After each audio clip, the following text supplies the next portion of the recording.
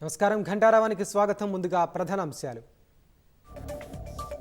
త్వరలోనే job calendar విడుదల, న్యాయ చిక్కులు రాకుండా చేస్తామన్న మంత్రి శ్రీధర్ బాబు.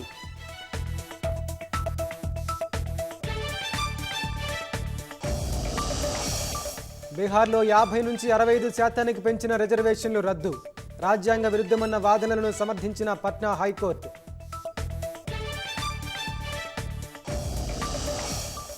నీట్ వ్యవహారంపై ఎన్టీఏ కేంద్రానికి సుప్రీంకోర్టు నోటీసులు, వివాదంపై జూలై 8న విచారించనున్న సర్వోన్నత న్యాయస్థానం. ఎర్ర సముద్రంలో వాణిజ్య నౌకలపై కొనసాగుతున్న దాడులు, దాడి దృశ్యాలను విడుదల చేసిన హూతీ రెబల్స్.